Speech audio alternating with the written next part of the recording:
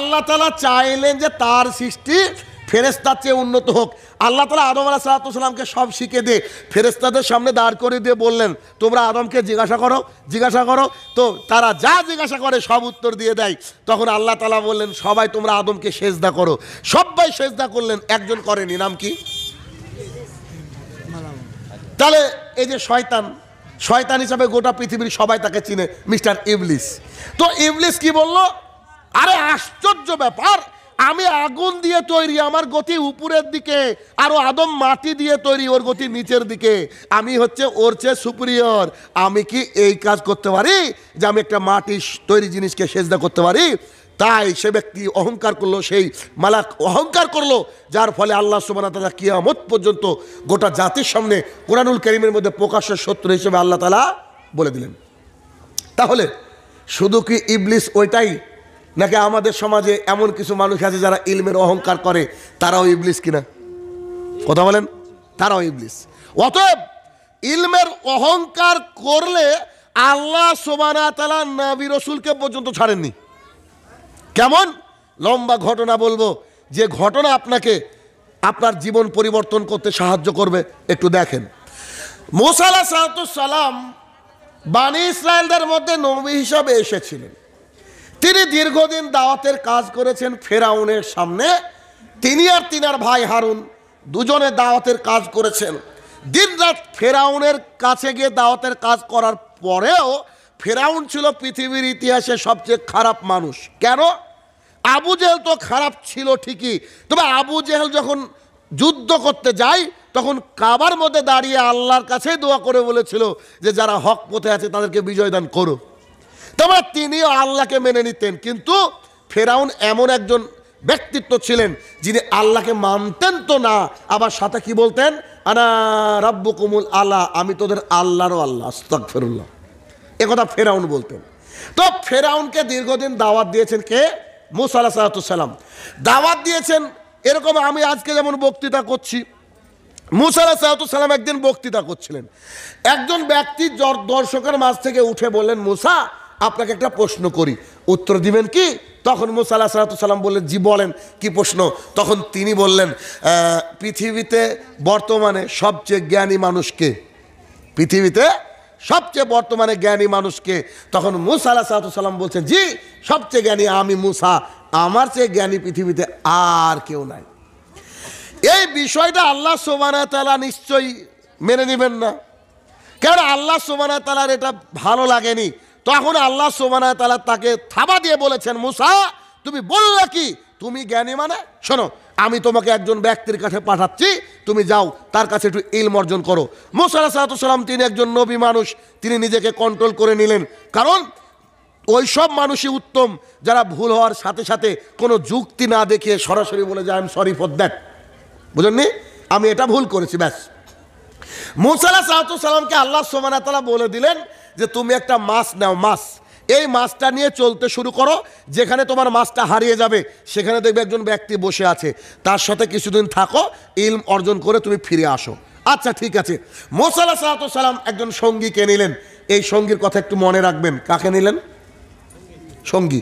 ইনি কে এখন বলবো না, বক্তৃতার শেষে এসে বলবো, আপনি তাজ্জব হয়ে যাবেন। দেখেন আল্লাহর উদ্দেশ্যে, ইলমের উদ্দেশ্যে যখন মানুষ রওনা দেয় আল্লাহ তাকে কত বিখ্যাত করে দেয়। আমি শেষের দিকে এসে বলবো, এখন শুনেন। মূসা আলাইহিস সালাম করলেন কি, তার একজন সঙ্গী নিলেন, সঙ্গীর হাতে একটা ব্যাগ, এখন ব্যাগ, ওই ব্যাগের মধ্যে একটা মাছ পুরে নিলেন। মাছ নিয়ে মূসা আলাইহিস সালাম এবং তার সঙ্গী হাঁটতে শুরু করলেন। অনেক রাস্তা হাঁটতে হাঁটতে হাঁটতে হাঁটতে ক্লান্ত হয়ে একটা পাথর আছে আর এদিকে নদী আছে। পাথর আর নদীর মাঝে তিনি বললেন, মূসা বলছেন আমি একটু বিশ্রাম করি, আমার ভালো লাগছে না, একটু ক্লান্ত লাগছে, একটু ঘুম পারবো। আচ্ছা ঠিক আছে আপনি পারেন।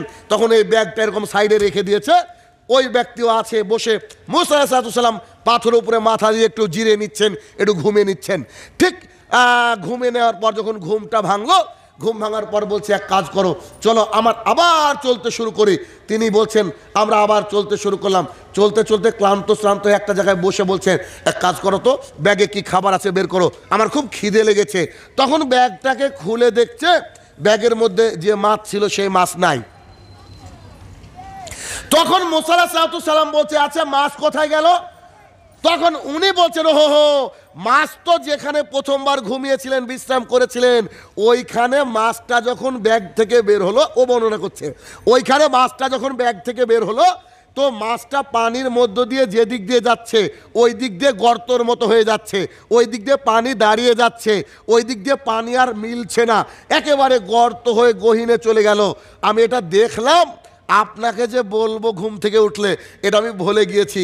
তখন মুসা আলাইহিস সালাম বলছে, ওরে বেকুব পাগল কোথাকার, তুমি এটা বলনি কেন? আল্লাহ আমাকে পাঠিয়েছে একজন জ্ঞানী ব্যক্তির কাছে, আর যেখানে মাছটা হারিয়ে যাবে সেখানে হচ্ছে জ্ঞানী ব্যক্তি, যেখানে মাছটা হারিয়ে যাবে সেখানে জ্ঞানী ব্যক্তি আছে। তুমি কি বলতে পারো কোথায় কোথায় বিশ্রাম করেছিল? তখন সেই লোক বলছে, আচ্ছা চলেন, কারণ বালির মধ্য দিয়ে হেঁটেছেন, কখনো বালুর মধ্যে হেঁটেছেন, পায়ের ছাপ বসে না, তো বলছে যে পায়ের ছাপ ধরে ধরে চলেন, রিটার্ন ঘুরে এসে দেখছেন ওখানে একটা চাদর মুড়ি দিয়ে একজন বয়স্ক মানুষ বসে আছে। তিনি গিয়ে বলছে সালাম। তখন তিনি বলছেন, এখানে আবার সালাম কোত্থেকে আসলো, মানে এমন রেগিস্তান জায়গায় এখানে সালাম দেওয়ার লোক কোথায়? তখন তিনি বলছেন, আমি মুসা, আমি আপনার কাছে আসলাম, আমি আপনার সাথে কদিন থাকবো, ইলম অর্জন করব। তখন তিনি বলছেন যে আপনি আমার সাথে টিকতে পারবেন না, ইলম অর্জন করা খুব কঠিন জিনিস। তখন বলছে, আপনার নাম কি খিজির? তো জি, আমার নাম হচ্ছে খিজির।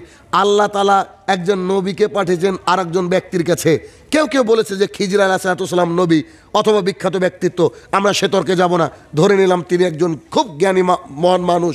আল্লাহ সুবহানাহু ওয়া তাআলা যখন নবীকে পাঠিয়েছে তার শিক্ষক হিসেবে, বুঝতে পারছেন ঘটনা কি হতে পারে। তখন খিজির আলাইহিস সালাম বা খিজিরকে বললেন যে আমি আপনার সাথে থাকবো, আর তিনি বলছেন আপনি আমার সাথে থাকতে পারবেন না, টিকতে পারবেন না। তো বলছে যে আপনি একটু অনুগ্রহ করেন না, একটু দয়া করেন, নিশ্চিত আমি আপনার সাথে টিকবো।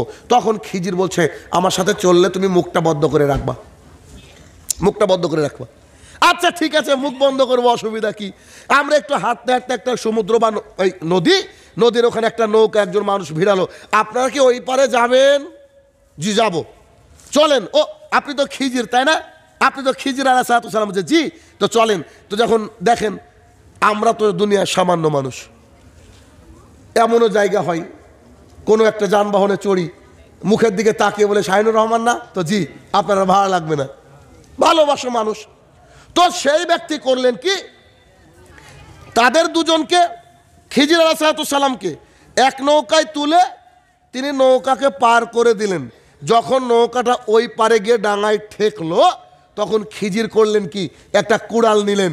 কুড়াল বুঝেন কি? কুঠার কুড়াল। কুড়াল নিয়ে নৌকাটাকে কুপিয়ে, মিডিলে কুপিয়ে একটা কাঠকে তুলে দিলেন, নৌকাটা ওখানে ডুবে গেল। এখন খেপে গিয়েছে মুসা আলাইহিস সালাম, বলছে আপনি তো আশ্চর্য লোক, আরে টাকা নিল না, পার করে দিল, কিছু ছিল না, কোনো যানবাহন ছিল না, আপনি এই উপকারী ব্যক্তির আপনি নৌকাটাকে ধ্বংস করে দিলেন, ছি ছি ছি, যে আপনি তো মানুষ সুবিধার না। তখন খিজির আলাইহিস সালাম বলছেন, আমি আপনাকে আগেই বলেছি আপনি আমার সাথে টিকতে পারবেন না, আপনি এখান থেকে জানতো। তখন তিনি বলছেন, আচ্ছা আমার ভুল হয়ে গেছে, আমার ভুল হয়ে গেছে, আপনি আমাকে একটু সাথে রাখেন না, আমি আর ফার্দার কোনো কথা বলবো না। তখন বলছে ঠিক তো? তো জি ঠিক। তখন খিজির আলাইহিস সালাম বলছে চলেন যাই। তো তিনারা যেতে যেতে দেখছেন কিছু বাচ্চারা খেলাধুলা করছে, ছোট ছোট বাচ্চা। একটা বাচ্চাকে তিনি ধরলেন, ধরে একেবারে যে কাগজ ছেঁড়ার মতো করে ছিঁড়ে দিলেন গলাটা এভাবে। আশ্চর্য কথা, ছোট্ট একটা কলিজার টুকরা বাচ্চাকে ধরে কি করলেন, গলাটাকে এভাবে ধরে দুমড়ে মুছতে ফেলে দিলেন, সঙ্গে সঙ্গে বাচ্চা মারা গেল। এবার মুসা আলাইহিস সালাম একেবারে খেপে গিয়েছে, আরে ছি ছি ছি ছি, আপনি বলে জ্ঞানী মানুষ, এই ছোট্ট একটা কলিজার টুকরা বাচ্চা আপনার করলো কি? আপনার সাথে কোনো কথাই বলেনি, আর তাকে মেরে ফেলেন মানে? আপনি আমি থাকলে সবাই তো বলবো, ঠিক না? আপনি আমি থাকলেও তো একই কথা বলবো কিনা? ঘটনা তো একই। আরে আশ্চর্য কথা, এটা অসহায় মানুষ বা একটা মানে নাদান একটা বাচ্চাকে আপনি মেরে দিলেন মানে, এটা কি করে হয়? তখন তিনি বলছেন, আমি আপনাকে আগে বলেছি আপনি আমার সাথে টিকতে পারবেন না, আপনি আমার সাথে এক ধাপও হাঁটবেন না, জান। তখন তিনি বলছেন, ক্ষমা করেন, আমার একটু ভুল হয়েছে, আমি আর একটা কথা বলবো না। তো ঠিক তো? তো জি চলেন। তো তিনি গিয়ে বললেন, আমরা একটু পিপাসার্ত, আমরা একটু ক্ষুধার্ত। এলাকাবাসীকে বলছেন, তোমরা কি খাবার দিতে পারবা? এলাকার লোক বলছে, খাবার দিব না। অধ্যত খারাপ আচরণ করলো, খাবার দিব না। তো ওইখানে দেখছে একটা দেওয়াল প্রায় ঝুঁকে পড়ে যাচ্ছে। তো তিনি করলেন কি, দেওয়ালটাকে সোজা করে দিলেন সারাদিন মেহনত করে। তখন মুসা আলাইহিস সালাম বলছে, আপনি তো আশ্চর্য পাবলিক, যে এলাকার লোক একটু পানি পর্যন্ত পান করাতে দিল না, তাকে আপনি উপকার করার জন্য দেওয়াল তুলে দিলেন। তখন খিজির বলছে যে তুমি আমার সাথে 1 সেকেন্ড থাকতে পারবে না, যাও, আগে বলেছি যে তুমি টিকতে পারবে না। তখন বলছে আচ্ছা ঠিক আছে, আমি আপনার সাথে হয়তো থাকবো না, কথা সত্য, তবে আপনি আমাকে এই যে ঘটনা ঘটলো এর মানে কি, এর অর্থ কি, কেন করলেন এগুলো? আপনি তো পাগলও নন, আল্লাহ পাঠিয়েছে মানে নিশ্চয় আপনার বুদ্ধি আছে, আপনি আমাকে বলেন। এখান থেকে আমাদের আরো একটা শিক্ষা, আমি বলবো ঘটনা আগে, এখান থেকে আরো একটা শিক্ষা কি, বাহ্যিক দৃষ্টিতে আমরা যা দেখি ভেতরে তাও না হতে পারে। কথা বুঝেননি? মানে বাইরে থেকে কোনো কিছু একটা দেখে মনে করলাম এই লোকটা তো খারাপ, আসলে তো খারাপ নাও হতে পারে। আমি একটা মাদ্রাসায় গেলাম, পশ্চিমবঙ্গের অন্যতম বিশাল বড় একটা মাদ্রাসা, মদিনার সাথে অ্যাফিলিয়েটেড, নামটা আমি না নিই। তো ওই মাদ্রাসায় গেলাম, সব ছাত্ররা, সব টিচার আমার সাথে দেখা করতে এসেছে। তো একজন এসে দেখছি কথা বলতে বলতে 2 মিনিট হয়নি ঘুমিয়ে গেছে। আরে এটা কেমন মানুষ? আমি এত দূর থেকে আসলাম আপনাদের মাদ্রাসাকে পরিদর্শন করবো, আমার মাহফিল ছিল অন্য জায়গায় পাশে, তো গ্যারাম বড় বড় মাদ্রাসা বলে, আর উনি এসে 2 মিনিটে ঘুমিয়ে গেলেন। আমার ভেতরে কেমন করলো, তখন ভাবলাম যে না, বেচারা বোঝায় খুবই ক্লান্ত। পরে আমি সেই মাদ্রাসার হেড মুদারিসকে জিজ্ঞাসা করলাম যে ওই ব্যক্তিটার অসুখ আছে না ঘটনা কি? বলছে উনি হচ্ছেন আমাদের দারোয়ান, কিন্তু উনি এই মাদ্রাসায় ঢোকার পর থেকে তাহাজ্জুদ মিস করেনি। সুবহানাল্লাহ। কি করেনি? তাহাজ্জুদ মিস করেননি। তাহাজ্জুদ মিস করেননি বলে রাত্রেবেলায় ঘুমটা কম হয়, এই জন্য দিনে মাঝে মাঝে ঘুমিয়ে যায়। এটা আসলে ওর দোষ না, ও নিজেকে কন্ট্রোল করতে পারে না। তখন আমি বললাম সুবহানাল্লাহ। তাহলে আমরা কাকে কি মনে করি? বুঝেননি কথা? তাহলে আমরা বাহ্যিক দৃষ্টি দেখে কোনো কিছুকে যাচাই বাছাই করতে বলেন পারবো না। তখন তিনি বললেন, শোনো, তুমি আমার সাথে 3টি দৃশ্য দেখেছ। তার প্রথম দৃশ্য হলো ওই যে নৌকাতে আমাদেরকে পার করে দেওয়া হয়েছিল, এই নৌকাতে যে পার করে দিল, এই নৌকাওয়ালা যখন নৌকা নিয়ে বাড়ি ফিরতো, ওই সাইডে কিছু জলদস্যু ছিল। জলদস্যু নৌকা মানে অধিগ্রহণ করে নেওয়ার জন্য ডাকাতকে বলা জলদস্যু। তো জলদস্যুরা যদি দেখে যে কোনো নৌকা সুন্দর সুন্দর ভালো, সেই নৌকাকে তারা নিয়ে নেয়। যদি দেখে যে নৌকায় কোনো খুঁত, তাহলে তারা আর ধরে না। আমি নৌকার একটা কাঠ তুলেছি, নৌকাটা ডুবে গিয়েছে, জলদস্যু আসবে, দেখবে নৌকাটা ডিফেক্ট, এতে আমার কোনো কাজ নাই। সে যখন চলে যাবে, এই লোকটা একটু কষ্ট করে আবার কাঠটা লাগিয়ে নিলে নৌকা ফিট, ও বাড়ি নিয়ে চলে যাবে, নৌকাটা আর ডাকাতি হবে না।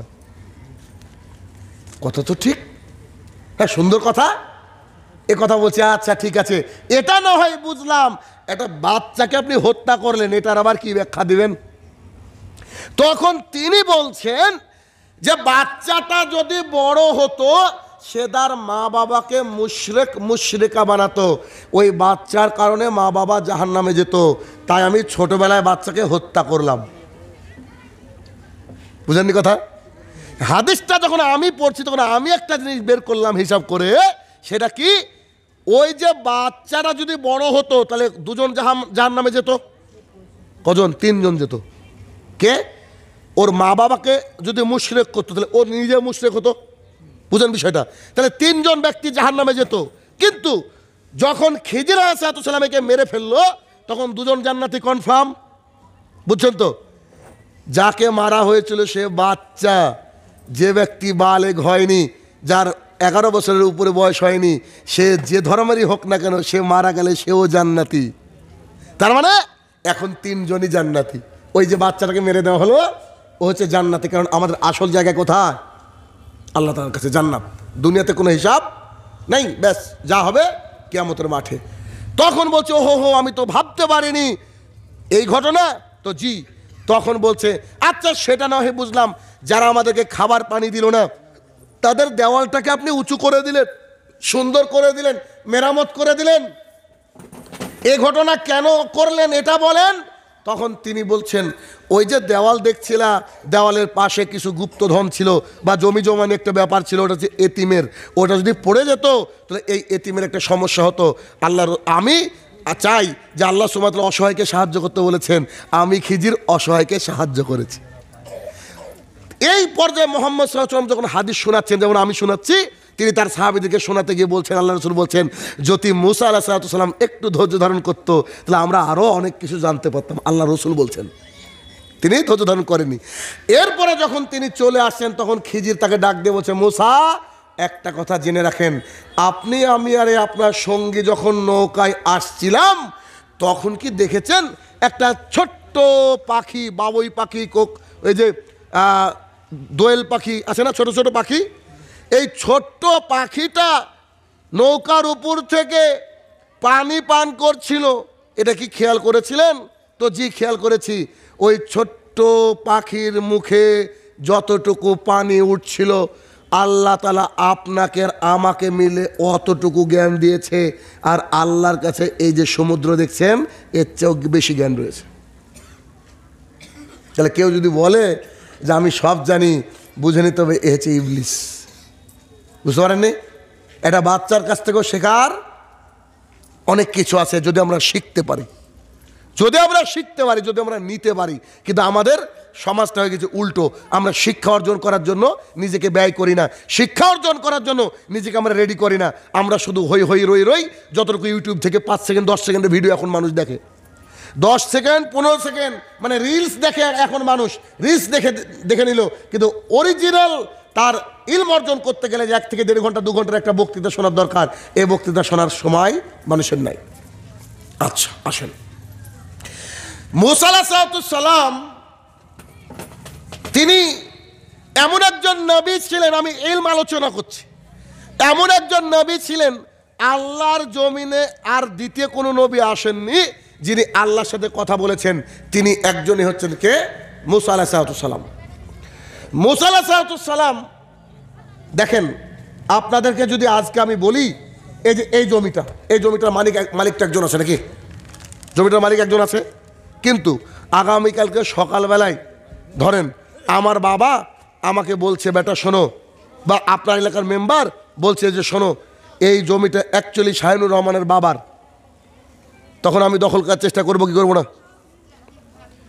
এই জমিটা শাহিনুর রহমানের বাবার, এই কথা বললে আমার বুকটা প্রশস্ত বাড়ে।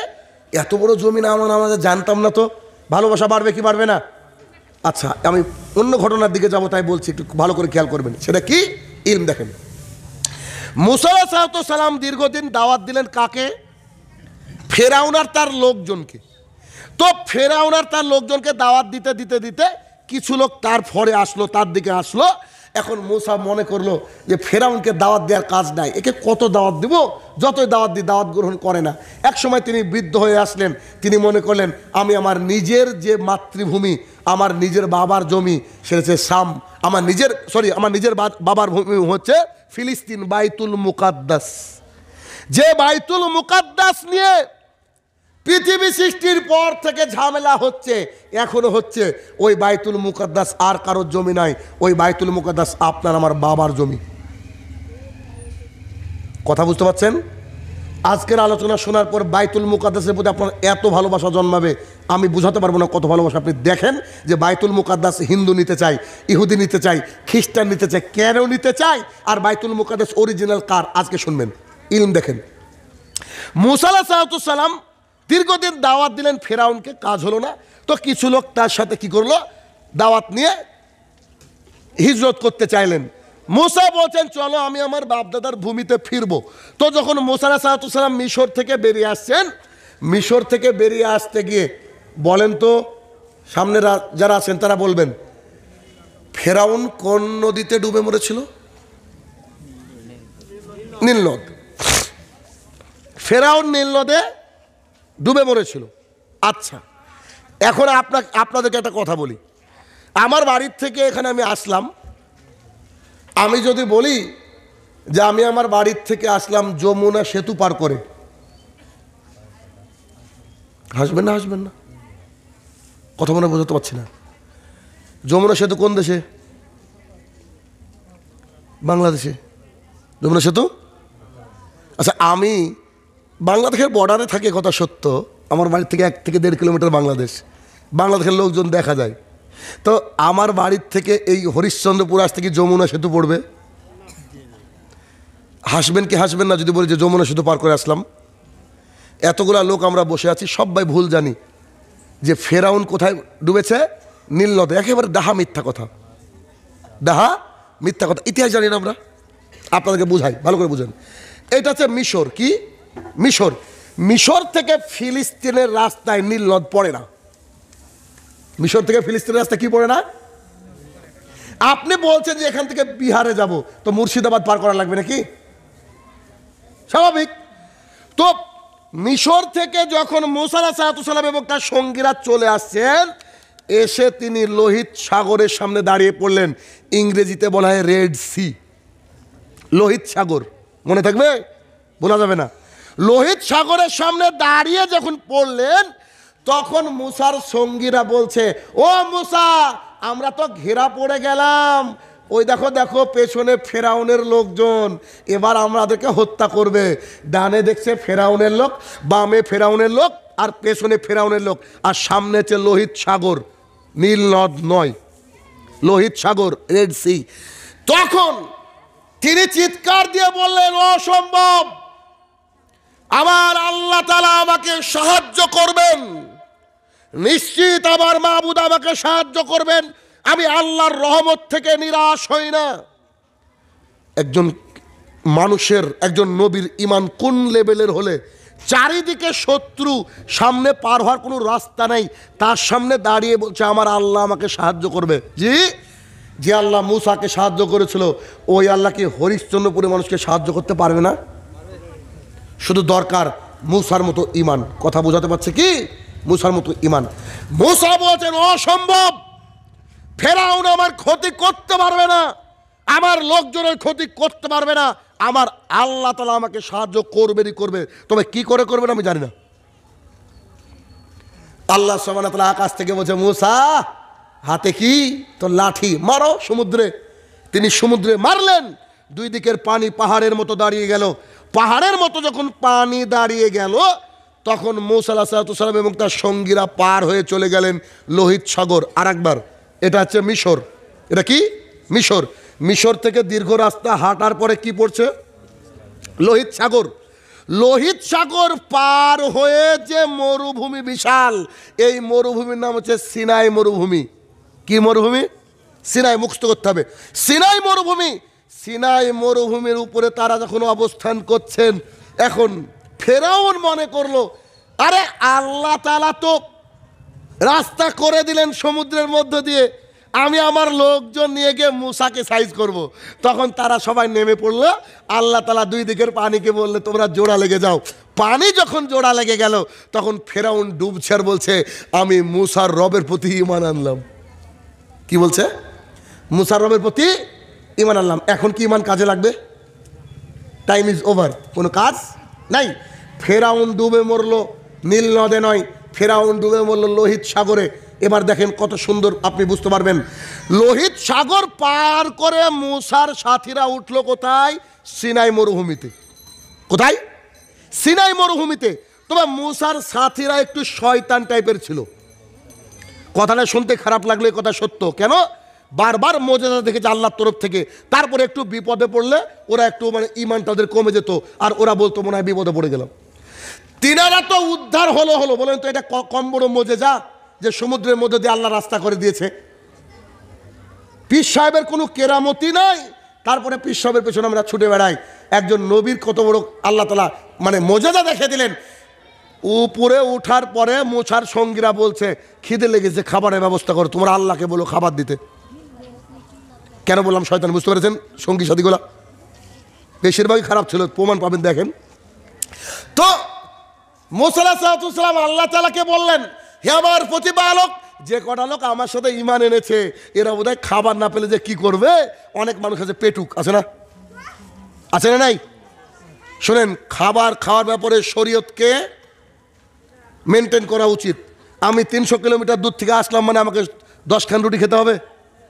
আমি 3 খানা রুটি খেলাম, তো ভাইরা বলছে যে আপনি এইটুকু খান। তা বললাম যে বক্তৃতা দেবো সুন্নাহ মোতাবেক, আর খাবো গরুর মতো? আল্লাহ রসুল বলেছেন পেটকে 3 ভাগ। এটা হাদিস জানেন না?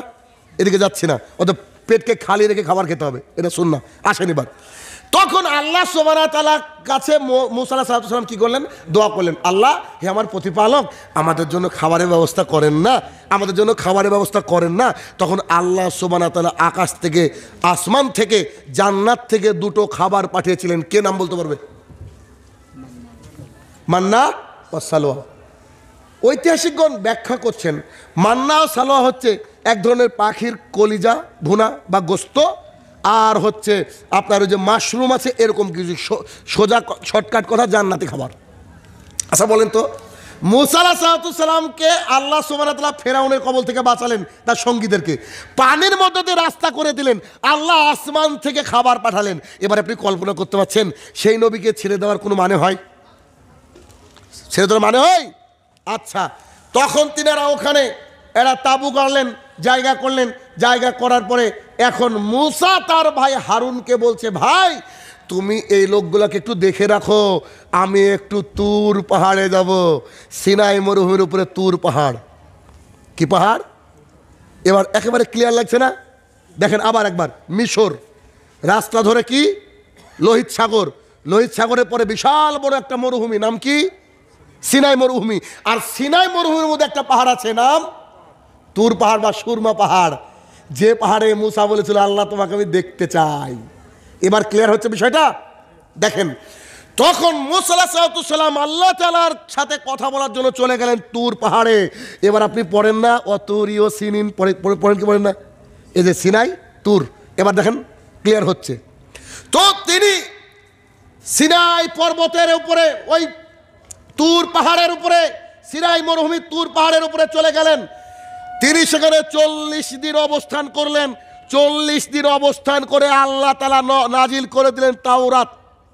আমাদের যেমন কোরআন, আল্লাহ তাআলা আগেও গ্রন্থ নাজিল করেছেন, তাওরাত, জাবুর, ইনজিল, আর Quran is the final destination, এরপর আর কোনো কিতাব আসবে না। তাওরাতকে নাজিল করে দিলেন। এখন মূসা আলাইহিস সালাম খুব খুশি। আল্লাহর ওখানে অনেক কাহিনী ছিল, লম্বা করলাম না। মূসা আলাইহিস সালাম খুব খুশি হয়ে তাওরাতকে নিয়ে চলে আসছেন আল্লাহর তরফ থেকে। আল্লাহর তরফ থেকে তাওরাতকে নিয়ে এসে দেখছেন যে তার কম, তার জাতি একটা বাছুরকে নিয়ে পুজো করা শুরু করেছে। শুরুতে একটু আগে বললাম না যে ওর কম ছিল বদমেশ, কেন বলেছি বুঝতে পেরেছেন? একজন নবীর সাথে থাকার পরে মানুষ শিরক করে কি, অথচ তারা করেছিল, তারা তাদের নবীর সাথে এই আচরণ করেছে। কোরআনুল কারীমের মধ্যে এক জায়গায় দাড়ির কথা আছে, এক জায়গায়, সেটা কি জানেন? মূসা আলাইহিস সালাম তার ভাই হারুনকে দাড়ি ধরে টেনে বলছে, তুই কি করেছিস? তোকে যে পাহারাদার নিযুক্ত করলাম আমি মাত্র 40 দিন নাই, আর 40 দিনের মধ্যে শিরক করা শুরু করে দিয়েছে। এই তোর জাতেই তুই খেয়াল করিসনি, দাড়ি ধরে তাকে মারতে শুরু করলো। এই হচ্ছে দাড়ির কথা, একবার আছে কোরআনে। তাহলে কি? তখন বলছে জাতি আমার কথা শোনেনি, তারা বাছুর পূজা করা শুরু করেছে। তখন মূসা আলাইহিস সালাম খুব রেগে গেলেন। রেগে যাওয়ার পর তখন মূসা বলছেন, শোনো, আমরা এই যে কিছু দূরে হচ্ছে ফিলিস্তিন, ফিলিস্তিন আমাদের বাবার জমি, আমাদের দাদার জমি, এই ফিলিস্তিনকে আমরা বিজয় লাভ করব, ফিলিস্তিনের সাথে মানে আমরা যুদ্ধ করব, যুদ্ধ করে যারা বাইতুল মুকাদ্দাসকে দখল করে আছে এই বাইতুল মুকাদ্দাস আমরা অধিগ্রহণ করব এবং সেখানে আমরা কি করব? অবস্থান করব। তখন লোকজন কি বলেছিল জানেন? তার লোকজন কি বলেছিল? মূসার সাথীরা বলেছিল, আপনি আর আপনার আল্লাহ যুদ্ধ করেন গা। কি বলেছিল? বুঝতে পেরেছেন? আপনি আর আপনার আল্লাহ যুদ্ধ করেন গা, আমাদেরকে ডাকতে আসেন না। এইখানে মূসা আলাইহিস সালাম আল্লাহর দরবারে দোয়া করেছিলেন, আমি ফেলিওর, আমি আর পারলাম না, মানুষকে কতবার বোঝাই, আল্লাহ তুমি এবার দেখো। এই বক্তৃতার মধ্যে তিনাকে প্রশ্ন করা হয়েছিল পৃথিবীর সবচেয়ে বুদ্ধিমানকে, তিনি বলেছিলেন আমি তার ঘটনা আপনাকে শোনালাম আগে, এবার বুঝেন। আল্লাহ তাআলা তাদেরকে একটা আযাব দিয়ে দিল। কি দিল? তার জাতিকে কি দিল? আযাব দিয়ে দিল। মূসার সাথে তিনি কাকে পেলেন? তিনার ভাই হারুন আর আরেকজন ব্যক্তিকে পেয়েছিলেন, যে ব্যক্তির নাম আমি গোপন করেছি বলিনি। ওই যে ব্যক্তিকে নিয়ে মাছ নিয়ে গিয়েছিল, মনে পড়ছে?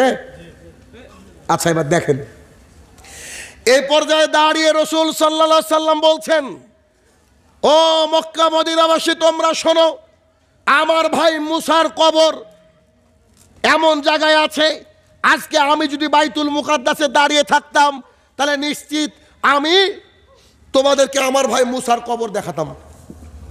হাজার হাজার বছর আগে ঘটে যাওয়া ঘটনা আল্লাহ রাসূল সাল্লাল্লাহু আলাইহি ওয়াসাল্লাম নিজে হাতে দেখাচ্ছেন যে আমি থাকলে দেখাতাম। এবার ওই যে মুসা আলাইহিস সালামকে আল্লাহ তাআলা কোথায় পাঠিয়েছিলেন? খিজিরের কাছে জ্ঞান নিতে। জ্ঞান নিয়ে আসার পর তিনি আল্লাহ দরবারে দোয়া করলেন, আল্লাহ আমি বুড়ো হয়ে গেছি, বৃদ্ধ হয়ে গেছি, আমাকে তুমি আমার কবরটা বাইতুল মুকাদ্দাস থেকে ঢিল ছোড়ার দূরত্বে দিও। কোথায় দিও? তাহলে যেখানে ফিলিস্তিন, সেই ফিলিস্তিনের পাশে কার কবর বলেন? আজকেও আছে মুসা আলাইহিস সালামের কবর হচ্ছে ফিলিস্তিনের পাশে, কারণ ওটা আমাদের বাবার জমি, ওটা আমাদের বাবার জমি। এবার দেখেন, মুসা আলাইহিস সালামের মৃত্যু হয়ে গেল। মুসা আলাইহিস সালামের সঙ্গে একজন ব্যক্তি গিয়েছিলেন, নামটা এখনো না বলি, আল্লাহ সুবহানাহু ওয়া তাআলা তাকে নবী বানিয়ে দিলেন। আল্লাহ সুবহানাহু ওয়া তাআলা কি করলেন? তাকে নবী বানিয়ে দিলেন। তিনি ঘুরে আসলেন ওই চরে। কোন চরে? সিনাই। আল্লাহ তাআলা তাদেরকে কি আযাব দিয়েছিল শুনবেন? 40 বছর আল্লাহ সুবহানাহু ওয়া তাআলা তাদেরকে ওর মধ্যে পাগল করে রেখেছিল। তার মানে এরা শুধু মাথা চুলকাতো আর ঘুরে বেড়াতো, মানে ওই মরুভূমির মধ্যে।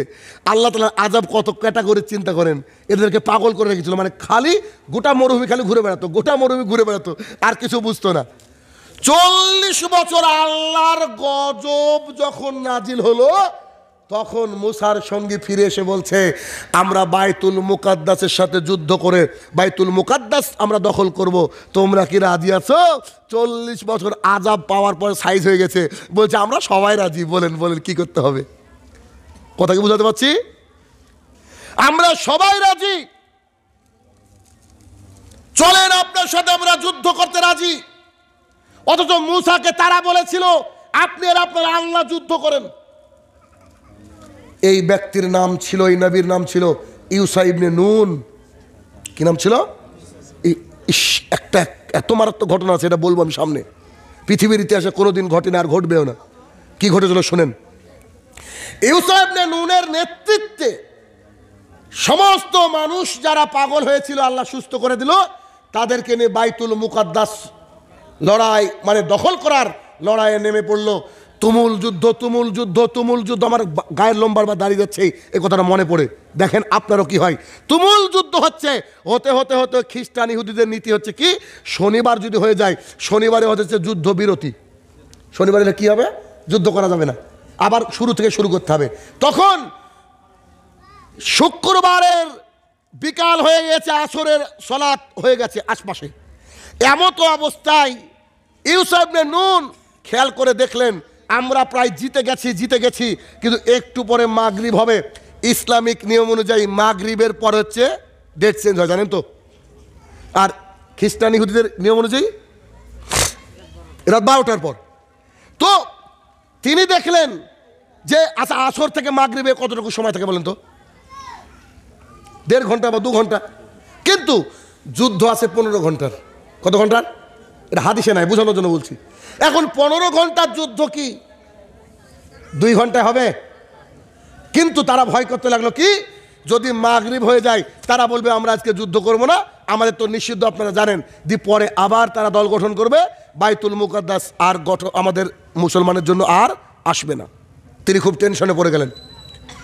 তিনি আল্লাহ সুবহানাহু ওয়া তাআলার কাছে দোয়া করলেন, হে আমার প্রতিপালক, আমি জানি না কি করে বিজয় আসবে, কিন্তু তুমি জানো, তুমি যে কোনো মূল্যে আমাদেরকে বিজয় দান করো। তখন আল্লাহ সুবহানাহু ওয়া তাআলা ইতিহাসের একটা আশ্চর্য জিনিস ঘটেছেন, কিয়ামত পর্যন্ত আর ঘটবে না। আল্লাহ সুবহানাহু ওয়া তাআলা ইউসা ইবনে নুনকে বললেন, আমি সূর্যকে সূর্যের জায়গায় দাঁড় করিয়ে দিলাম। সুবহানাল্লাহ বলবেন না? আমি সূর্যকে সূর্যের জায়গায় দাঁড় করে দিলাম, তোমরা যতক্ষণ না যুদ্ধ করে জিতছ আমি আল্লাহ তাআলা মাগরিব করবো না, চালাও যুদ্ধ। সুবহানাল্লাহ। পৃথিবীর ইতিহাসে একবারই সূর্য থেমেছিল। কার জন্য? ইউসা ইবনে নুনের জন্য। কিসের জন্য? বাইতুল মুকাদ্দাস মুসলমানরা পাবে তার জন্য। এই যে বাইতুল মুকাদ্দাস, যে বাইতুল মুকাদ্দাসের বিজয়ের জন্য আমার আল্লাহ সুবহানাহু ওয়া তাআলা সূর্যকে দাঁড় করে দিয়েছিলেন। সূর্যকে দাঁড় করে দিলেন। যুদ্ধ করতে করতে করতে ইহুদি খ্রিস্টানরা অবাক, কিরে মাগরিব হয় না কেন, মাগরিব হয় না কেন, আল্লাহ তাআলা সূর্যকে দাঁড় করে দিয়েছেন। সবাইকে হত্যা করে তারা বাইতুল মুকাদ্দাসে গিয়ে চাবি নিয়ে নিল। এ হচ্ছে ইসলামের ইতিহাসে মূসা আলাইহিস সালামের জামানায় বাইতুল মুকাদ্দাস বিজয়। দীর্ঘদিন মুসলমানের অধীনে বাইতুল মুকাদ্দাস থাকে, কাফের বেদিন আবার দখল করে নাই। উমর ইবনুল খাত্তাব রাদিয়াল্লাহু আনহু জামানায় এসে আবারও বাইতুল মুকাদ্দাস দখল হয়। এখন বেদখল, আবারও ইনশাল্লাহ আমাদের হবেই। পৃথিবীর যেই যা বলুক না কেন, বাইতুল মুকাদ্দাস আমি শাহিনুর রহমান, আপনি আব্দুর রহমান, সবারই বাবার, আমাদেরই থাকবে, পৃথিবীর কেউ নিতে পারবেন ইনশাল্লাহ। আচ্ছা, বাইতুল মুকাদ্দাস নিয়ে এত ঝামেলা কেন? পেছনে কারণ কি? এই জন্য বাইতুল মুকাদ্দাসে আমাদের নবী মুহাম্মদ সাল্লাল্লাহু আলাইহি সাল্লাম যখন গিয়েছিলেন মেরাজের রাত্রিবেলায়, পৃথিবীতে যত নবী রাসূল পাঠিয়েছিলেন আল্লাহ তাআলা সবাইকে কবর থেকে তুলে ওযু করিয়ে বলেছিলেন, তোমরা আজকে 2 রাকাত সালাত আদায় করো, তোমাদের আজকে সবারই ইমাম হচ্ছে মুহাম্মদুর রাসূলুল্লাহ সাল্লাল্লাহু আলাইহি সাল্লাম। সুবহানাল্লাহ। আমাদের নবী খালি নবী নন, তিনি নবীদের সর্দার, নবীদের ইমাম। এই নবীর উম্মত হচ্ছে আমরা দাড়ি চাচা, এই নবীর উম্মত হচ্ছে আমরা যার বাড়িতে বন্ধন লোন থাকে, এই নবীর উম্মত আমরা দিন রাত হারাম খরি তার মধ্যে নিজেকে নিমজ্জিত করে রেখেছি। এই নবীর উম্মত আমরা হাই আলা সালাত ডাকে ফজরে আমরা উপস্থিত হতে পারি না, আমরা নাকি এই নবীর উম্মত। ছি, কিয়ামতের মাঠে টিকবেন কি করে, আল্লাহর কাছে টিকবেন কি করে? একবার ভাবেন, নিজেকে শুধরান, নিজেকে এই অজ্ঞতা থেকে বের করে নিয়ে আসেন। সেই দিন আল্লাহ রাসূল ইমামতি করেছিলেন। ইমামতি করার পর তিনি আল্লাহ তাআলার কাছে গিয়েছিলেন। এটা হচ্ছে বাইতুল মুকাদ্দাস। বাইতুল মুকাদ্দাস যে নবী তৈরি করেছিলেন, সেই নবী আল্লাহর কাছে বলেছিলেন, আল্লাহ আমি তোমার কাছে কয়েকটা দোয়া করব, তুমি আমার সব দোয়া গ্রহণ করেছো, আর একটা দোয়া করব, এই দোয়াটা তুমি গ্রহণ করো। তিনি নবী সুলাইমান আলাইহিস সালাম তিনি আল্লাহর কাছে কি দোয়া করেছেন জানেন? আল্লাহ, এই বাইতুল মুকাদ্দাসে এসে যদি কোনো মুসলমান 2 রাকাত নামাজ পড়ে, সেই মুসলমানকে তুমি ক্ষমা করে দিও। মানে বাইতুল মুকাদ্দাসে কেউ যদি 2 রাকাত সালাত আদায় করে, সেই ব্যক্তি মাসুম বাচ্চার মতো পবিত্র, মরলে যান না। ইহুদি খ্রিস্টানরা তাই মনে করে, তার জন্য লড়াই করে। হিন্দুরা তাই মনে করে, তার জন্য লড়াই করে। খ্রিস্টানরা তাই মনে করে, তার জন্য লড়াই করে। আসলে এই কথা বলেছিলেন আমাদের নবী। কথা বোঝা গেল? বাইতুল মুকাদ্দাস এটা পবিত্র জায়গা, যে পবিত্র জায়গায় শত শত নবী রাসূলরা শুয়ে আছে। বাইতুল মুকাদ্দাস এমন একটা জায়গা, যে বাইতুল মুকাদ্দাস যেখানে তার জন্য আল্লাহ রাসূল দোয়া করেছেন, বরকতের দোয়া করেছেন। বাইতুল মুকাদ্দাস হচ্ছে সেই জায়গা যেখানে ইমাম মাহাদিকে মানুষ প্রথম চিনবে। বাইতুল মুকাদ্দাস হচ্ছে সেই জায়গা যার ডান দিকের সাদা মিনারে আল্লাহ তাআলা ঈসা আলাইহিস সালামকে নামিয়ে দিবেন, তিনি এসে দাজ্জালকে হত্যা করবেন। এটা হচ্ছে বাইতুল মুকাদ্দাস। আরও অনেক কিছু ছিল, আপনাকে কি দিয়ে বুঝাবো বাইতুল মুকাদ্দাস কি? এই বাইতুল মুকাদ্দাস আমাদের কলিজা। বাইতুল মুকাদ্দাস কি শুনবেন? রাসূলুল্লাহ সাল্লাল্লাহু আলাইহি ওয়াসাল্লাম হিজরত করেছেন অনেক যন্ত্রণা ভেতরে, শুধু সালাত আদায় করেন আর শুধু মুখটাকে আকাশের দিকে তুলেন, মুখটাকে আকাশের দিকে তুলেন। কেন? তখন আল্লাহ রাসূলকে বলা হচ্ছে, তোমার কাবা হচ্ছে বাইতুল মুকাদ্দাস। তোমার কাবা কি? বাইতুল মুকাদ্দাস, তোমার কাবা। তখন প্রায় 17 মাস যাবৎ রাসূলুল্লাহ সাল্লাল্লাহু আলাইহি ওয়াসাল্লাম সালাত আদায় করেছিলেন। একদিন আসরের সালাতের আশপাশে আল্লাহ তাআলা ঘোষণা করে দিলে, তুমি তোমাদের কাবাকে পরিবর্তন করে আবার আগের কাবায় চলে যাও। সেটা হচ্ছে কি? মসজিদুল হারাম। সেদিন থেকে আমাদের আবার আগের কাবা চলে এসেছে মসজিদুল হারাম। বাইতুল মুকাদ্দাস একটা পবিত্র ভূমি। আল্লাহ রাসূল এই কথাই বলেছেন যে আল্লাহ তাআলার কাছে তিনি দোয়া করেছিলেন। কিন্তু তিনি যখন দোয়া করেন, সাহাবায়ে কেরাম বলছে ইরাকের জন্য দোয়া করেন, ইরাকের জন্য দোয়া করেন। রাসূল সাল্লাল্লাহু আলাইহি ওয়াসাল্লাম বলছেন, না, ইরাকের জন্য দোয়া করব না, কিন্তু পবিত্র ভূমির জন্য আল্লাহ সুবহানাহু ওয়া তাআলার কাছে রাসূল সাল্লাল্লাহু আলাইহি ওয়াসাল্লাম দোয়া করেছিলেন। আমাদের দরকার আছে ইলম। এবার বলেন তো, এতদিনের ভুল ধারণা ক্লিয়ার হলো কি হলো না? মিশর থেকে লোহিত সাগর, লোহিত সাগরের পরে সিনাই মরুভূমি, সিনাই মরুভূমির পরে তুর পাহাড় বা সুরমা পাহাড় যেটা বলে না, যেখানে মূসা আলাইহিস সালাম আল্লাহকে বলেছিলেন আমি তোমাকে দেখতে চাই। আল্লাহ তাআলা তার নূরের পর্দা সরিয়েছিল, তিনি অজ্ঞান হয়ে গিয়েছিলেন সেই পাহাড়। ওখান থেকে বাইতুল মুকাদ্দাস হাঁটার রাস্তা, বাইতুল মুকাদ্দাস, এবং শুনলে তাজ্জব হয়ে যাবেন। আজকে হরিশ্চন্দ্রপুরের টোটাল এলাকায় ঘুরেন, মনে হয় 10 কিলোমিটারও খারাপ রাস্তা পাবেন না, ঠিক না? সব রাস্তা কিন্তু ভালো হয়ে গেছে, এখন হাই রোডের মতো হয়ে গেছে। কিন্তু ওই জামানা থেকে আজ পর্যন্ত যে রাস্তার কথা বললাম, মিশর থেকে ফিলিস্তিনের, এই রাস্তা যেমন করে বললাম তেমনই আছে, কোনো পরিবর্তন হয়নি। আমি কি বোঝাতে পারলাম? এই হরিশ্চন্দ্রপুরে এই যে ভালুকা রোড, এটা কি এমন ছিল বলেন? নিশ্চয়ই অন্যরকম ছিল না। আপনাদের বাপদাদা কত কষ্ট করেছে, আপনারা অনেক এখন সুখ করছেন, ঠিক তেমনই ওই রাস্তা তো পরিবর্তন হওয়ার উচিত ছিল, কিন্তু ওই রাস্তাটা আজকে এমনই আছে, এখনো লোহিত সাগর পার করে যেতে হয়। তাহলে কি আমি যতটুকু আপনাদেরকে বোঝানোর চেষ্টা করলাম সেটা হচ্ছে বাইতুল মুকাদ্দাস, এটা হচ্ছে আমাদের এই ইলমটা যতক্ষণ আমাদের মুসলমানের সন্তানদের জন্ম নিবে ততক্ষণ এই মুসলমানের সন্তানরা তার প্রতি ভালোবাসা আসবে না। যদিচ কেউ কেউ বলেছে, হাদিসের উপর আমি ভিত্তি করে কথা বলছি না এখানে, কেউ কেউ বলেছে আমাদের নাকি দুনিয়াতে যদি হাসর হয়, কিয়ামতের মাঠ হয়, সেটা হবে বাইতুল মুকাদ্দাসের আশপাশ, বলেছে ঐতিহাসিকগণ। I don't know about that, কিন্তু চিন্তা করেন, এটা হচ্ছে পবিত্র ভূমি শাম। এই যে কিছুদিন আগে ওই যে মানে কি সিরিয়ার যে ওই যে নেতাটার নাম ছিল কি, বাশার, আবুল বাশার নাকি কুলাঙ্গার, নিজেকে মুসলমান দাবি করে, সে পালিয়ে গেছে। একজন সৈনিক কিছুদিন আগে জিতলো না, স্বাধীনতা আসলো না ওখানে, দেখেননি এগুলো আপনারা দেখেননি? একজন সৈনিক 9 বছর পর একটা মসজিদে আজান দিচ্ছেন আর চোখের পানি ফেলে কাঁদছেন, 9 বছর পর, বলে মুসলমান, অথচ মুসলমান হয়ে মুসলমানের তোকে কী করেছে, ধ্বংস করে দিয়েছে, শেষ করে দিয়েছে। তাহলে কি দিয়ে বোঝাবো? বাইতুল মুকাদ্দাস। আর আমাদের ইলম এটা এমন জরুরি বিষয় যে ইলম যদি থাকে তাহলে আমরা এই আল্লাহর জমিনে দ্বীন ইসলামকে ভালো করে বুঝবো, আর দ্বীন ইসলামকে ভালো করে বুঝলে আমাদের কিয়ামতের মাঠ সহজ হয়ে যাবে। দ্বিতীয় বাক্য হচ্ছে ইলম এমন একটা জিনিস, ইলমের মাধ্যমে একটা সোসাইটি, একটা সমাজ পরিবর্তন হয়। তাই আমাদের মা বোনেদেরকে বেশি বেশি করে ইলম চর্চার কেন্দ্রে আহ্বান করতে হবে। আমি জানি না এটা কি জুমার মসজিদ, জুমা মসজিদে মহিলাদের জামাত হয়, চেষ্টা করবেন। কারণ একটা মা যদি সুন্দর হয়, একটা মা যদি শিক্ষিত হয়, তাহলে তার সন্তান হবে শিক্ষিত এবং সুন্দর। কেননা আম্মাজান আয়েশা রাদিয়াল্লাহু তাআলার কাছে ফতোয়া জানতে যেত অনেক বড় বড় মুহাদ্দিসরা, বুঝেননি? এই জন্য আমাদের মায়েদেরকে যদি আমরা শিক্ষিত করতে পারি, একটা সমাজ, একটা দেশ, একটা জাতি সুন্দর হবে। কেমন দেখেন, আমাদের মায়েরা বেশিরভাগই অজ্ঞ, ইললিটারেট, তারা মূর্খ এই দ্বীন ইসলামের ব্যাপারে।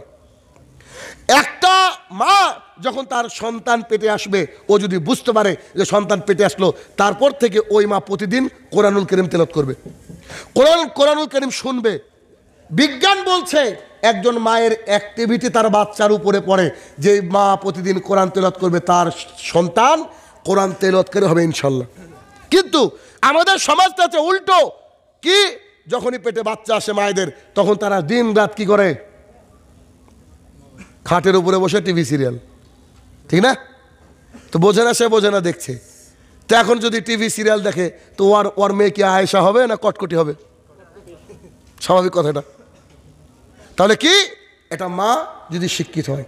2, মা তার সন্তানকে বলবে, আব্বু আম্মু শোনো, যখন তুমি বাড়িতে ঢুকবা তখন তুমি সালাম দিয়ে বাড়িতে প্রবেশ করবা, সালাম দিলে বরকত হয়। আপনার সন্তান যদি আপনাকে দেখে, আপনার স্ত্রীকে দেখে সালাম দেওয়া শুরু করে, তাহলে সে বাড়িতে বরকত আসবে নিশ্চিত, বরকত আসবে। 3, দরজা যখন লাগাবে, দরজা লাগানোর সময় বিসমিল্লাহ বলতে হয়, নইলে শয়তান প্রবেশ করে। বিসমিল্লাহ বলতে হবে শুধু দরজা লাগানোর সময় না। ছেলেকে যখন বুকের দুধ পান করাবে, বাচ্চা তো কিছু বোঝে না, 2 মাসের 3 মাসের বাচ্চা কি বুঝে, 1 বছরের বাচ্চা কি বুঝে, যখন দুধ পান করাবে তখন মা বলবে বিসমিল্লাহ। এটা সন্তান যখন তার গ্লাসটা বাম হাতে ধরে নেবে, বোতলটা বাম হাতে ধরে নেবে, মা সঙ্গে সঙ্গে তাকে বলবে, আব্বু আম্মু ও আমার কলিজার টুকরা শোনো, বাম হাতে খায় শয়তান, ডান হাতে খায় মানুষ। সঙ্গে সঙ্গে তার গ্লাসটা পরিবর্তন হয়ে কোন হাতে আসবে, ডান হাতে। ফজরের সময় যখন বাবা হয়তো বাড়ির থেকে বাইরে আছে, কোনো কাজে আছে, বিদেশে আছে, আম্মা জান, আমার বাড়ির মেয়েটা, আমার বাড়ির মাটা আমার সন্তানকে জাগিয়ে দিবে, আব্বু উঠো, আম্মু উঠো, চলো আমরা ফজরের সালাত আদায় করি।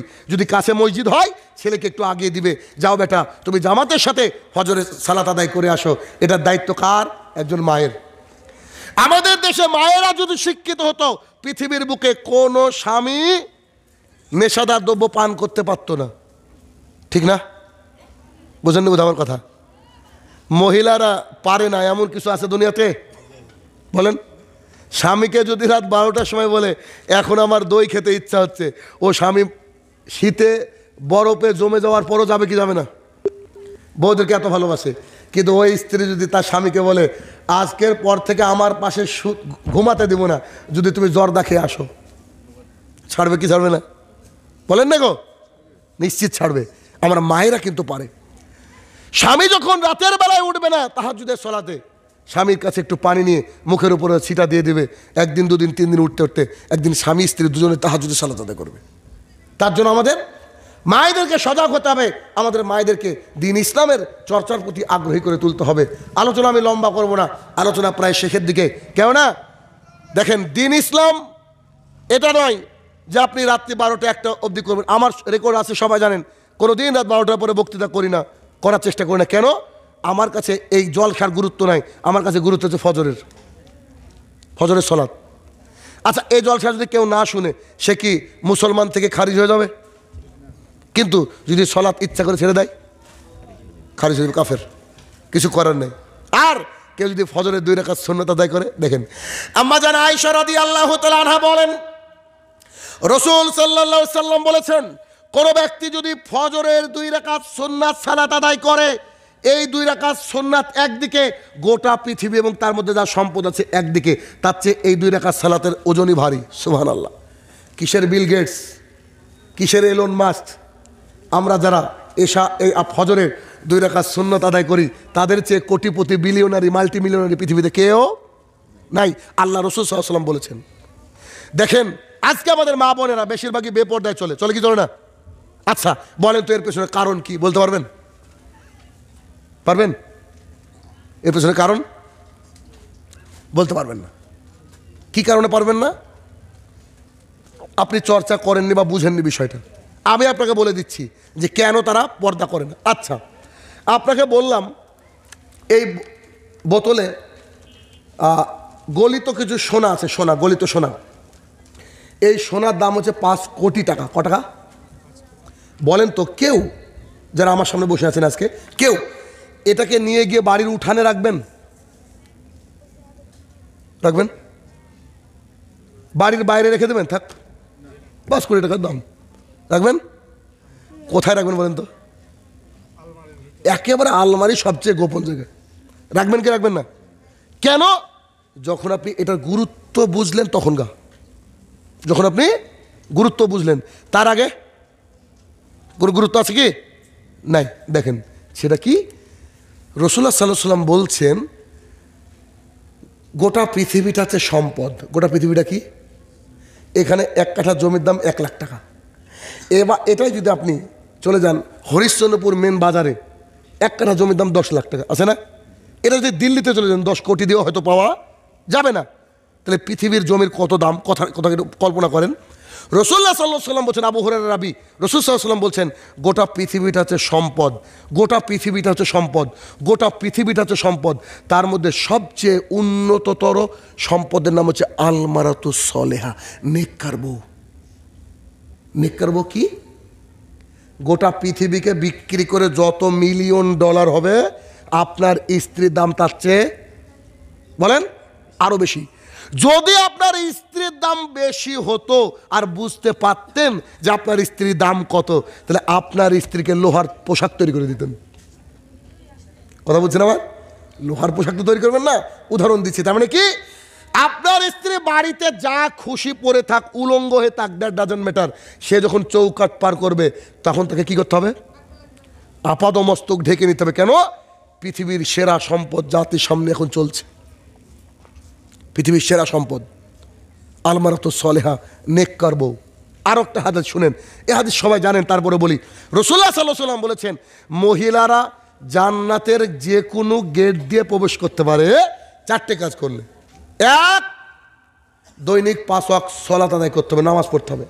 2, রামাদানের সিয়াম পালন করতে হবে, রোজা করতে হবে। 3, লজ্জাস্থানের হেফাজত করতে হবে, বোরকা পরতে হবে।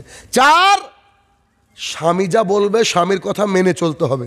এখানে 98% মহিলা ফেল স্বামীর জায়গায়, ঠিক না? আমি বলছি না, হাদিস আছে। আচ্ছা, এই 4টে কাজ করলে কি করবে মহিলারা? জান্নাতের যে কোনো গেট দিয়ে প্রবেশ করবে। আচ্ছা, এখন আপনাদেরকে আমি বুঝাবো জান্নাতের যে কোনো গেট দিয়ে প্রবেশ করা কি যে কেউ পারে? পুরুষরা কোনো আমল করলে জান্নাতের সব গেট দিয়ে ঢুকতে পারবে, এই হাদিস এখনো আমি খুঁজছি পাইনি, এখনো খুঁজছি পাইনি। তবে আপনি একটা হাদিস বললে বুঝতে পারবেন গুরুত্বটা কি। দেখেন, ফজরের সালাত আদায় করার পরে হাদিস বর্ণনাকারী হচ্ছে আবু বকর সিদ্দিক রাদিয়াল্লাহু তাআলা। ফজরের সালাত আদায় করার পরে আল্লাহ রাসূল আমাদের দিকে ঘুরে বসলো, ঘুরে বসে বলছে, সাহাবীরা তোমরা কি জানো জান্নাতের 8টা গেট দিয়ে সম্মানের সাথে ডাকা হবে এমনও মানুষ আল্লাহর জমিনে আছে? তখন যারা জান্নাতের আকাঙ্ক্ষী তাদের একটা হিসাব আলাদা। চট করে আবু বকর রাদিয়াল্লাহু তাআলা উঠে বলছেন, আল্লাহ রাসূল কি কি কি বৈশিষ্ট্য তাদের, কি বলেন না বলেন না বলেন না কি বৈশিষ্ট্য? তখন মুহাম্মদ সাল্লাল্লাহু আলাইহি ওয়াসাল্লাম বলছে, তুমি তাদের মধ্যে একজন, বসো। সুবহানাল্লাহ বলবেন না? আবু বকর কাদের মধ্যে একজন? জান্নাতের 8টা গেট থেকে যেসব স্পেশাল মানুষকে ডাকা হবে তাদের মধ্যে একজন। এবার আমার আগের হাদিসটা একটু খেয়াল করেন তো, আপনার স্ত্রী জান্নাতের যে কোনো গেট দিয়ে প্রবেশ করতে পারে। সুবহানাল্লাহ। তাহলে আপনার স্ত্রী প্রবেশ করতে পারবে কি? এই যে হাদিস আপনার সামনে পেশ করলাম 4টে কাজ করলে, এবার হাদিসের মধ্যে যে একটা কথা বললাম 98% মহিলা ফেল। এবার দেখেন, আবু হুরায়রা রাদিয়াল্লাহু তাআলা আনহু বলেন, আব্দুল্লাহ ইবনে মাসউদ রাদিয়াল্লাহু তাআলা আনহু বলেন, রাসূলুল্লাহ সাল্লাল্লাহু আলাইহি ওয়াসাল্লাম বলেছেন যে আমাকে জান্নাত দেখানো হলো, জাহান্নাম দেখানো হলো। জান্নাতের মধ্যে দেখছি অসহায়, গরিব, দরিদ্র মানুষ। কেন? জমি কেড়ে নিয়েছে, টোটো চালিয়ে খায়, এরা জান্নাতি। নেতা, কোটিপতি, এদের জান্নাতে যাওয়ার কষ্ট আছে। তো জান্নাতে দেখলাম শুধু পুরুষ আর পুরুষ, পুরুষ আর পুরুষ। জাহান্নামের মধ্যে তাকে দেখছি শুধু নারী আর নারী, নারী আর নারী, নারী। সাহাবায়ে কেরাম বলেন কি, আপনি তো বলেছেন যে জান্নাতের যে কোনো গেট দিয়ে নাকি 4টে কাজ করলে নারীরা ঢুকবে, আবার নারীরাই অধিকাংশ জাহান্নামী কেন? তখন রাসূল সাল্লাল্লাহু আলাইহি ওয়াসাল্লাম বলছে, নারীরা হচ্ছে কুফরি করে। কি করে? কুফরি। এখন কুফরি মানে আমরা কি বুঝি? শিরক করা, তাই না? তখন সাহাবায়ে কেরাম বলছে আল্লাহর সাথে? তখন বলছে না না না, তারা তাদের স্বামীর সাথে কুফরি করে। আরে রাসূলুল্লাহ সাল্লাল্লাহু আলাইহি ওয়াসাল্লামকে সাহাবায়ে কেরাম বলছে স্বামীর সাথে কুফরি, এটা কি বুঝলাম না তো, একটু বুঝিয়ে বলেন তো। তখন রাসূল সাল্লাল্লাহু আলাইহি ওয়াসাল্লাম বলছে সারা বছর দিয়ে আসবা, সারা জীবন দিয়ে আসবা, সামান্য যদি একটু ত্রুটি হয়ে যায় সঙ্গে সঙ্গে কথাকে উল্টে ফেলে দেবে। আচ্ছা, বুঝতে পারলেন না বোধহয়? বুঝতে পারলেন না? আরো ক্লিয়ার করে বুঝাই। একটা উদাহরণ আমি সব এই আলোচনা যেখানে করি সেখানে বলি, উদাহরণটা দিলে আরো স্পষ্ট বুঝতে পারবেন। কি, আপনি আজকে এসেছেন এই তালগ্রাম হাট মসজিদে মাহফিল শুনতে, জালসা শুনতে। আচ্ছা, আপনার স্ত্রী আসতে পারেনি, আপনার স্ত্রী বলছে তুমি ওখানে যাচ্ছ, যদি ওখানে দোকান বসে তো অবশ্যই তুমি 1 কেজি কালায়ের জিলাপি আনো। 1 কেজি কালায়ের জিলাপি দাম কত? কত? 100 টাকা। আচ্ছা, মাশাআল্লাহ। তো আচ্ছা এমনি জিলাপি ভাই, কালাই ছেড়ে দেন, কালারও এক ধরনের জিলাপি হয়, হয়তো বুঝতে পারেন না, বেটা আমার টেনশনে পড়ে গেছে। আচ্ছা, খালি জিলাপি, ওকে। তো জিলাপি নিবে, দাম হচ্ছে 100 টাকা, মাত্র 100 টাকা। তো সেই লোক আমার বক্তৃতা শোনার পরে ওর জিলাপির মাথা থেকে আউট। কি হয়েছে? মাথা থেকে আউট। বাড়িতে গিয়ে যে কলিং বেল দিয়েছে বা দরজায়, স্ত্রী দরজা খুলে প্রথমে লাইট মেরেছে হাতে। কি গো, তোমার হাতে যে কিছু নাই, জিলাপি কই? তখন তিনি বলছেন, আরে ছি ছি ছি, আমি তো জিলাপির কথা ভুলে গিয়েছি গো। তখন আপনার স্ত্রী উঠে প্রথম কথা বলবে, তুমি আমার কবে কথা শুনলা? বলেন, বলে কিনা? 40 বছর সংসার করছে, কোটি কোটি টাকা ওর পিছনে শেষ, গত মাসে রুলিওয়ালা করে দিয়েছে 1.5 লাখ 2 লাখ টাকা দিয়ে। সে 100 টাকার জন্য কি বলছে, তুমি আমার কথা কবে শুনলা? মানে এক কথায় 40 বছর ডিলিট। এই যে নাফরমানি করলো মহিলারা, এই কারণে তারা জাহান্নামী বেশি। আর আল্লাহ রাসূল যখন মহিলাদের ব্যাপারে খুতবা দিতেন তখন তাদেরকে বলতেন তোমরা বেশি বেশি করে দান করো। কেন? তোমরা বেশিরভাগই জাহান্নামে যাবা তাই। অথচ তাদের জান্নাতে যাওয়ার কত রাস্তা, সোজা রাস্তা না? সোজা রাস্তা না? প্রতিদিন 5 ওয়াক্ত সালাত, ইজি। রমজানে একবার রোজা, বাড়ির থেকে যেদিন বেরোবে সেদিন পর্দা, আর স্বামী যা বললো শুনলো, ব্যাস ঝামেলা শেষ। কিন্তু তারপর অধিকাংশ নারী জাহান্নামে যাবে। অতএব ভাইরা আমার, ওই ভাইটা কই, কে প্রশ্ন করবে কি না এমনি ছেড়ে দেবো? যদি বক্তৃতা রিলেটেড হয় ভালো হয়, অনেকে আবার শয়তানি করার জন্য প্রশ্ন করে।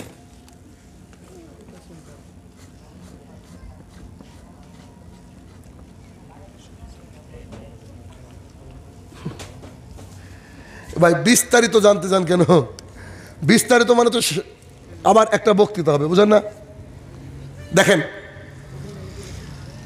এখানে একটা প্রশ্ন ছিল, উল্লেখ না করি প্রশ্নটাকে আমি, হ্যাঁ উল্লেখটা না করে একটা কথা বলি। রাসূলুল্লাহ সাল্লাল্লাহু আলাইহি ওয়াসাল্লাম সাহাবীদের সামনে বসলেন, একটা দাগ টানলেন সোজা। কি টানলেন? দাগ। আর ডানে বামে অনেকগুলা দাগ টেনে বললেন, হাদা সিরাতুল মুস্তাকিম, এটা হচ্ছে কি? সরল পথ।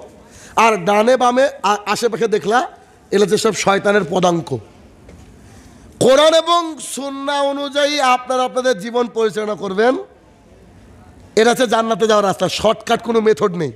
40 দিন 20 দিনের জন্য বেরিয়ে যাওয়া, এর কোনো দলিল কোরআন এবং সুন্নাতে নাই। কথা কি বুঝতে পেরেছেন? প্রশ্ন কি গেছিল? আর প্রশ্ন আমরা আসলে উত্তর দিতে চাই না। কেন? আমাদের অত অভিজ্ঞতা নাই ভাই আমার। কারণ আহমদ ইবনে হাম্বল রহমতুল্লাহর নাম শুনেছেন? 10 লক্ষ হাদিসের হাফেজ। কত? তো তিনাকে প্রশ্ন করলে বেশিরভাগই উত্তরে তিনি বলতেন আমি জানি না। এই জন্য প্রশ্নটা কেন বলি, যে আমার বক্তৃতার মধ্যে কোনো অংশ ধরেন আপনি বুঝতে পারলেন না, ভুল বুঝলেন, হয়তো এরকম হয় না? যেমন আল্লাহ রসুল বলছে দায়ুস লা ইয়াদখুলুল জান্নাহ, দায়ুস জান্নাতে যাবে না। সাহাবায়ে কেরাম বলছে আল্লাহ রসুল দায়ুস কি না জানতে পারে একটা সংজ্ঞা। তখন রাসূল সাল্লাল্লাহু আলাইহি ওয়াসাল্লাম বললেন আল্লাজি ইকরুফি আহলাল খাবাস, যার বাড়িতে বেহাপনা থাকে, যার বাড়ি মহিলারা বেপর্দা, যার বাড়িতে দিনরাত গান বাজে, এই হচ্ছে দায়ুস। তো আমি বলি তখন কি, যে আমার বক্তৃতার মধ্যে যদি কোনো অংশ না বুঝতে পারেন ওটা আপনারা আমাকে বলবেন, এটা প্রশ্ন। বেশিরভাগ জায়গায় গিয়ে দেখেছি প্রশ্ন হয় কার বিরুদ্ধে? কমিটির বিরুদ্ধে, মসজিদের ইমামের বিরুদ্ধে, সভাপতির বিরুদ্ধে, হয় কি হয় না? এগুলা দিয়ে কোনো কাজ নাই। সেক্ষেত্রে দিকে এসে একটা কথা বলবো, এটা বোধহয় মসজিদের উন্নতি করবে, তাই না? হ্যাঁ, জামে মসজিদ, এটাই নাকি সে মসজিদ? যাক আলহামদুলিল্লাহ। দেখেন মসজিদ কার ঘর বলেন তো? আচ্ছা, আমাদের যাদের পাকা বাড়ি আছে, প্রায় বাড়িতে টাইলস লাগানো থাক না থাক, বাথরুমটা টাইলস না? মোটামুটি ভাবে এটা ফ্যাশন। আল্লাহ যে কী করে উল্টে ফেলে দিয়েছে আমাদেরকে বুঝি না। এটা আমাদের পাপ কোন পর্যায়ে বেড়ে গেছে। বাথরুম কার ঘর? শয়তানের ঘর। শয়তানের ঘরে টাইলস লাগিয়েছে আমরা, আর মসজিদকে খালি রেখে দিছি। আছে না এরকম? আচ্ছা, কিয়ামতের মাঠে আল্লাহ আপনাকে আমাকে জিজ্ঞাসা করছে তুমি কার ঘরে টাইলস লাগিয়েছিলা? তো বলবো যে ইবলিসের ঘরে। তখন আল্লাহ বলবো দেখো ইবলিস দাঁড়িয়েছে, যাও। আর আপনার আমার টাকা যদি আমরা আল্লাহর ঘরে ব্যয় করি, যদি আপনি 10 টাকাও দেন, আল্লাহ তাআলা এই মসজিদের সমান যদি জান্নাতে একটা ঘর দেয়, কিছু লাগে? আমার আগের বক্তা যথেষ্ট বলেছে বোধ হয়, কেননা তাদেরকে দান তোলার জন্যই আনা হয়, ঠিক না? আমাকে কেউ বলেনি, কমিটি কেউ বলেনি, কিন্তু যেহেতু আল্লাহ তাআলার ঘর, আপনারা যদি আমার হাত দিয়েও 5 টাকা দেন, আমি নিশ্চয়ই কিছু না কিছু নেকি পাবো, বোঝেন না? অতএব আলোচনা শেষ, আর আলোচনা করবো না। আমি একটু চেয়ারটা সামনে আগিয়ে নেব, মাইক্রোফোনটা আগিয়ে নেব। আপনারা বাড়ি যাওয়ার আগে যে যতটুকু পারবেন হাতের মধ্যে গোপনভাবে, প্রকাশ্যে দান দেওয়া যায়, কিন্তু আমি পছন্দ করি না। কেন? যে ব্যক্তির ডান হাত কি দিল, বাম হাত জানতে পারলো না, সেই ব্যক্তিকে আল্লাহ তাআলা নিজের ছায়ার তলে সমাসীন করবেন কিয়ামতের মাঠে। আবু হুরায়রা থেকে বর্ণিত 7 শ্রেণীর মানুষ স্থান পাবে, শোনেনি হাদিস? অতএব আপনি এখন যদি মারা যান, আপনার ছেলে যে আগামীকালকে মসজিদে দান করবে, কারো গ্যারান্টি আছে? আমি তো আমার ছেলে গ্যারান্টি দেবো না। আমি আমার বাড়িতে কি বলি জানেন? আমি আমার স্ত্রী ছেলে মেয়েকে বলি, আমার মানি ব্যাগ থেকে টাকা চুরি করে হলেও তোমরা তোমাদের মতো দান করিও, কিয়ামতের মাঠে আমার কাছে আসিও না। এটা বাস্তবতা ভাই, কেউ কাউকে চিনবে না। মা বাবা সন্তান সন্ততি কেউ কারণ নয়। এই জন্য কী করতে হবে? দান করতে হবে। ছেলেকে 10 টাকা দিলেও 5 টাকা দান করে 5 টাকা রাখে, শেখাতে হবে তো বাচ্চাকে। বাড়িতে একটা আলাদা সাদাকা বক্স রাখতে হবে প্রত্যেকের বাড়িতে, যে সবাই 2-5 টাকা 10 টাকা করে দিবে, রামাদান আসলে কোনো একটা ভিখারি মিসকিনকে হাতে দিতে, যাও খাগা। বুঝতে পারেননি? তাহলে এই জন্য বেশি বেশি করে দান করবেন যখন দানের মৌকা আসবে। কেন? একটা হাদিস বলি। আনাস ইবনে মালিক রাদিয়াল্লাহু তাআলা আনহু বলেন, রাসূলুল্লাহ সাল্লাল্লাহু আলাইহি ওয়াসাল্লাম বলেছেন, কিয়ামতের মাঠে সবচেয়ে নিম্ন শাস্তিপ্রাপ্ত ব্যক্তিকে জিজ্ঞাসা করা হবে। আচ্ছা, কিয়ামতের মাঠে সবচেয়ে নিম্ন শাস্তি কাকে বলে জানেন? এই যে জুতো পরে আছি না, এগুলো তো সুন্দর জুতো গো। কিয়ামতের মাঠে আল্লাহ তাআলা এক জোড়া স্যান্ডেল দিবে। কি দিবে? যে স্যান্ডেলের ফিতা হবে জাহান্নামের আগুনের। ফিতা সহ স্যান্ডেল পরার সাথে সাথে ভাত রান্না করার সময় দেখেছেন টকবক টকবক করে ফুটে মগজটা গলে গলে পড়বে। এটা কি শাস্তি? লোয়েস্ট, সর্বনিম্ন শাস্তি। এবার বুঝেন, কিয়ামতের মাঠে সর্বনিম্ন শাস্তিপ্রাপ্ত ব্যক্তিকে ফেরেশতা বলছে, তোমাকে যদি হরিশ্চন্দ্রপুর না মালদানা গোটা পৃথিবীটা এখন দেওয়া হয় কি করবা? তো সেই লোক বলবে, আমি গোটা পৃথিবী দান করে হলো জাহান্নামের আগুন থেকে বাঁচতে চাই। তখন ফেরেশতা তাকে বলবে, তোমাকে এত বড় ডিউটিও দেওয়া হয়েছিল না? সব কিছু দান করতে বলেছি আমরা এখন? বলেছি যে আপনার যা টাকা আছে দিয়ে যান, একথা বলেছি কেউ? আমি বলেছি? সভাপতি সাহেব বলেছে? পাশের ভাইরা কেউ বলেছে আপনাদেরকে কি বলেছে বলেন তো? যে যা পারবেন আল্লাহর ঘরে দান করেন, ঠিক কিনা? তো আল্লাহর ঘরে দান করলে এটা আল্লাহ আপনাকে বুঝিয়ে দিবে। কত? 1 টাকা দান করলে 10 মিনিমাম, আর ম্যাক্সিমাম 700। কত? আমি যদি বলি যে এত টাকা দেন, LIC-তে 600 টাকা পাবেন, এমন কোনো লোক না যে LIC করবেন না যদি বৈধ হয়। তাহলে কি আল্লাহ তাআলা আরও বেশি বাড়িয়ে দেবেন। অতএব আমি একটু আগিয়ে নিচ্ছি, আসেন আমার সাথে আপনার মুসাফা করেন। মুসাফা বোঝেন? হ্যান্ডশেক। আবু দাউদের হাদিস, রাসূল সাল্লাল্লাহু আলাইহি ওয়াসাল্লাম বলছে, দুজন মুসলমান ভাই যখন হ্যান্ডশেক করে, তারা ছেড়ে দেওয়ার পূর্বে আল্লাহ তাআলা উভয়ের গুনাহ খাতা ক্ষমা করে দেন। সুবহানাল্লাহ। তাহলে আসেন আমার হাতে গোপনে দিয়ে বাড়ি চলে যাবেন, অনেক রাত হয়েছে, আসেন তাড়াতাড়ি। ভাই চেয়ারটা একটু আগে